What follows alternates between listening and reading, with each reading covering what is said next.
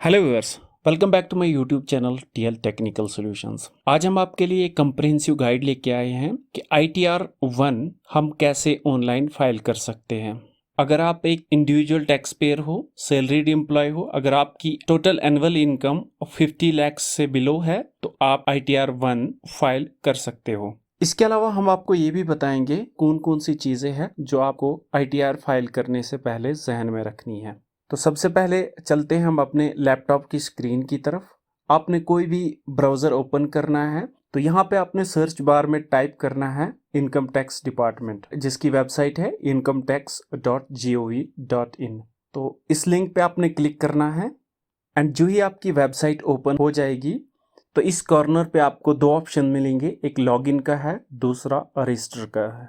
तो अगर आपने पहले इस वेबसाइट पे रजिस्ट्रेशन नहीं की है तो सबसे पहले आपने रजिस्टर करना है एंड देन उसके बाद लॉगिन करना है।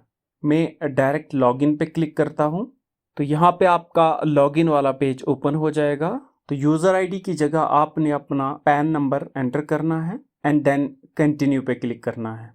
नेक्स्ट आपने इस चेक बॉक्स को सिलेक्ट करना है एंड देन नीचे अपना पासवर्ड एंटर करना है एंड देन आपने कंटिन्यू पे क्लिक करना है। तो वेबसाइट पे लॉगिन होने के बाद आपको एक लिंक मिलेगा, file your return for the year ended on 31st of March 2024 for assessment year 2024-25। तो नीचे जो फाइल नाउ का बटन है इस पे क्लिक करके आप ITR फाइलिंग का प्रोसेस शुरू कर सकते हो। और लेकिन ITR फाइल करने से पहले आपने अपने सारे डॉक्यूमेंट्स रेडी रखने हैं। सबसे पहला जो इम्पोर्टेंट डॉक्यूमेंट है आपका वो है फॉर्म 16।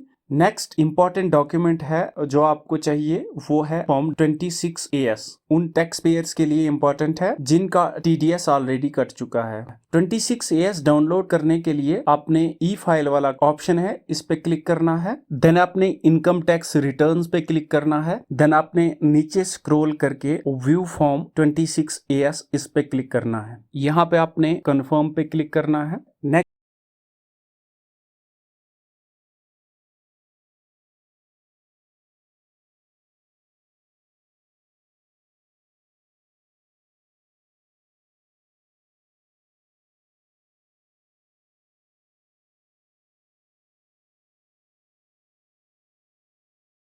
नेक्स्ट आपने असेसमेंट ईयर सेलेक्ट करना है। जो करंट असेसमेंट ईयर है वो है 24-25। तो अगर आपका TDS कटा होगा तो सारी डिटेल फाइनेंशियल ईयर 23-24 की आ जाएगी, वो आपने सारी वेरीफाई करनी है। तो इस फॉर्म के अपडेट होने की लास्ट डेट जो है वो 31st of May होती है। तो तब तक आप वेट कर सकते हो। फिर भी अपडेट नहीं होता है तो आप अपने DDO को कांटेक्ट कर सकते हो।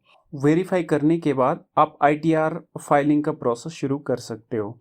इनके अलावा अगर आप कोई डिडक्शन क्लेम करना चाहते हो, सबसे पहले वो डॉक्यूमेंट्स आप कलेक्ट कर लो और अपने पास रख लो। थर्ड जो इम्पोर्टेंट चीज़ है वो है आपकी जो रिजीम है वो कौन सी आपने सिलेक्ट करनी है। आपने न्यू टैक्स रिजीम ऑप्ट करनी है या ओल्ड टैक्स रिजीम ऑप्ट करनी है। कौन सी रिजीम आपके लिए बेटर है ये जानने के लिए डिस्क्रिप्शन में मैं आपको लिंक दे दूंगा। उस लिंक से आप एक्सेल का कैलकुलेटर डाउनलोड कर सकते हो एंड दोनों रिजीम्स को आप कंपेयर कर सकते हो कि कौन सी रिजीम आपके लिए बेटर है।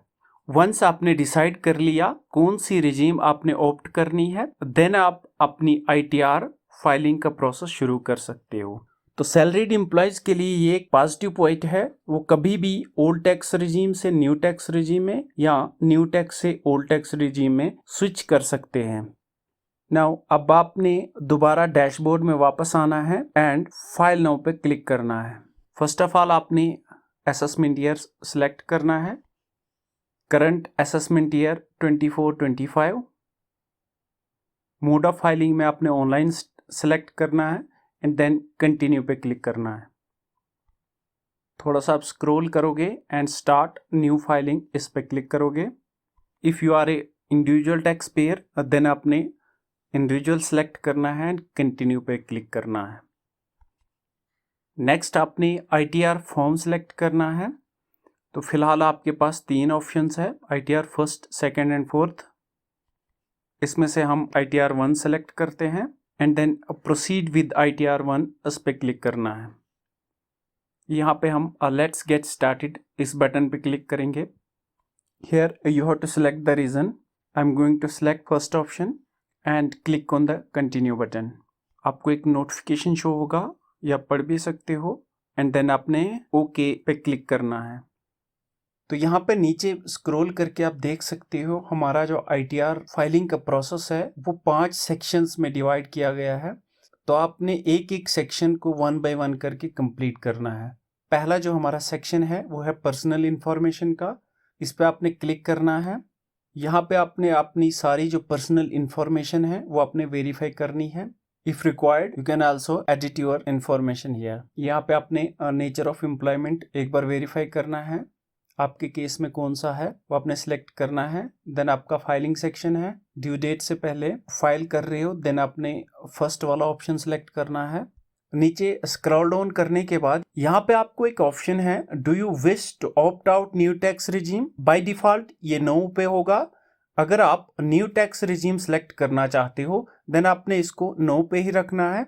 अगर आप न्यू टैक्स रिजीम को ऑप्ट आउट करके ओल्ड टैक्स रिजीम सेलेक्ट करना चाहते हो देन आपने यस सेलेक्ट करना है। नीचे आप स्क्रॉल डाउन करके अपनी बैंक डिटेल्स वेरीफाई कर सकते हो।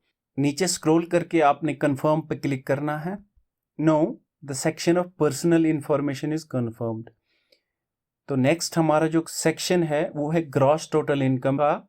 इस पे आपने क्लिक करना है। यहाँ आपके पास कुछ ऑप्शंस है, you have to go through exemptions. If you are eligible you can select yes, otherwise you have to select no for all of these options. Now आपने कंटिन्यू पे क्लिक करना है। तो यह सेक्शन में आपने आपकी जो इनकम है उसकी डिटेल्स एंटर करनी है। डिटेल्स एंटर करने के लिए आप एडिट के बटन पे क्लिक कर सकते हो। तो आपने फॉर्म 16 से अपनी टोटल ग्रॉस इनकम उठानी है और यहाँ पे एंटर करनी है। लेट्स सपोज हमारी जो ग्रॉस इनकम है वो 7,20,340 है। तो हम यहाँ पे 720,340 एंटर करते हैं। बी, सी और डी सेक्शन आपके केस में एप्लीकेबल है, तो आप जितना भी अमाउंट है वो यहाँ पे एंटर कर सकते हो। हमारे केस में 0 है। इस कॉलम में आपने एग्जेम्प्टेड अलाउंसेस एंटर करने हैं। अगर आप ओल्ड टैक्स रिजीम ऑप्ट करते हो तो यहाँ पे क्लिक करके आपने अपना ऑप्शन सिलेक्ट करना है एंड उसके सामने अमाउंट एंटर करना है। Since we are opting new tax regime तो हम यहाँ पे 0 एंटर करते हैं। तो नीचे आप स्क्रॉल करोगे, यहाँ पे आप देख सकते हो स्टैंडर्ड डिडक्शन बाय डिफॉल्ट 50,000 है। दोनों केसेस में बाय डिफॉल्ट यहाँ पे 50,000 होगा। तो इसको आपने कुछ नहीं करना है। नीचे आपने स्क्रॉल डाउन करके सेव पे क्लिक करना है। वंस डन, एक बार फिर से आपने अपनी सैलरी डिटेल्स वेरीफाई करनी है, चेक करनी है। देन आपने स्क्रॉल डाउन करना है। अगर आपकी कोई हाउस प्रॉपर्टी की इनकम है वो आप सिलेक्ट कर सकते हो। अदर इनकम आप सिलेक्ट कर सकते हो, एंटर कर सकते हो। एंड उसके बाद एग्जेम्प्टेड इनकम अगर आप एलिजिबल हो तो यहाँ पे आप ऐड कर सकते हो। ऐड करने के बाद आपने कंफर्म पे क्लिक करना है। नेक्स्ट जो सेक्शन है वो है डिडक्शंस का।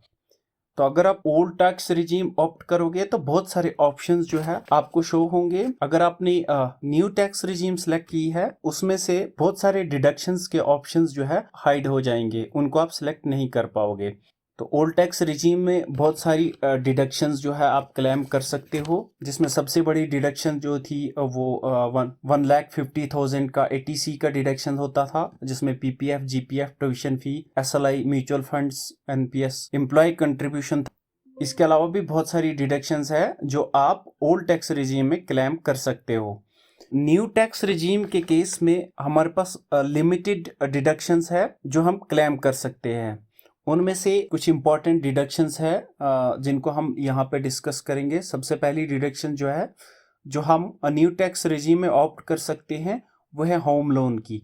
होम, अगर आप न्यू रिजीम ऑप्ट करते हो सिर्फ आपको लेट आउट की जो प्रॉपर्टी है उसका इंटरेस्ट अप टू 2 लाख जो है वो आप क्लेम कर सकते हो। नेक्स्ट आप डिडक्शन क्लेम कर सकते हैं वो है वॉलंटियरली रिटायरमेंट, ग्रेजुएटी आप क्लेम कर सकते हो, लिव एनकैशमेंट, इसकी डिडक्शन आप क्लेम कर सकते हो। नेक्स्ट इंपॉर्टेंट डिडक्शन है जो आप क्लेम कर सकते हो न्यू टैक्स रेजिम के केस में वो है NPS में एम्प्लॉयर की कंट्रीब्यूशन। इसके अलावा अगर आप अग्निवीर कॉर्पस फंड में इन्वेस्ट करते हो तो वो डिडक्शन भी आप क्लेम कर सकते हो। फैमिली पेंशन वालों के लिए 15,000 की स्टैंडर्ड डिडक्शन और 1/3 ऑफ द पेंशन वो अलाउड है। इसके अलावा गिफ्ट्स अप टू 30,000 ये डिडक्शन भी आप क्लेम कर सकते हो न्यू टैक्स रिजीम के केस में। यहाँ पे ऑप्शन सिलेक्ट करने के बाद आपने कंटिन्यू पे क्लिक करना है।